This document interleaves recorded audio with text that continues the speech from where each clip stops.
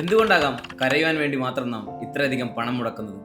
ആസ്വാദനത്തിന്റെ ഒരു പ്രധാന സ്രോതസ്സായ സിനിമകൾ പല മനുഷ്യവികാരങ്ങളുടെയും കാണികളെ സഞ്ചരിപ്പിക്കുന്നു. അതിലൊരുപക്ഷെ ഏറ്റവും അധികം ആഘോഷിക്കപ്പെടുന്നത് നമ്മെ സങ്കടപ്പെടുത്തിയ സിനിമകളാകാം. ഏറ്റവും അധികം ഓർത്തു വയ്ക്കപ്പെടുന്നത് നമ്മളെ കരയിപ്പിച്ച സിനിമകളാകാം.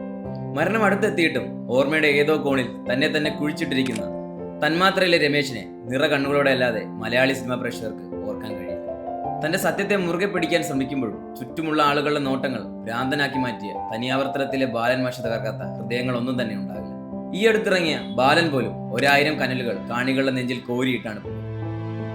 ആദ്യ ദിനങ്ങളിൽ അധികം ശ്രദ്ധ നേടിയില്ലെങ്കിലും പിന്നീട് ജനങ്ങൾ ഏറ്റെടുത്ത മെയ് വാപ്പസാവുക പോലും മനുഷ്യ മനസ്സുകളെ പിടിച്ചു കുലുക്കാനുള്ള സിനിമയുടെ കഴിവ് എത്രമാത്രം പ്രധാനമാണെന്ന് കാണിച്ചു തരും. Manchester by the sea, atonement, life is beautiful, അങ്ങനെ എത്രയേറെ ചിത്രങ്ങൾ.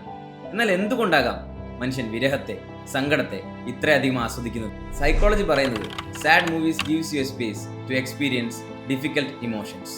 നമ്മൾ അറിഞ്ഞും അറിയാതെയും സപ്രസ് ചെയ്ത കുറ്റബോധം, ഏകാന്തത, വിരഹം എന്നിങ്ങനെ പല വികാരങ്ങളെയും കൺഫ്രണ്ട് ചെയ്യാൻ പല സിനിമകളും സഹായിക്കുന്നു.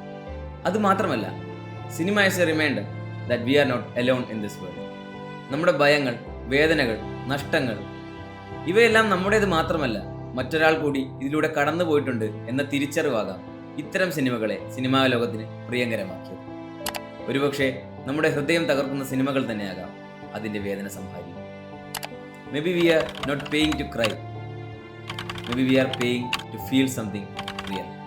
Comment your favourite sad movie and follow us for more stories behind cinema.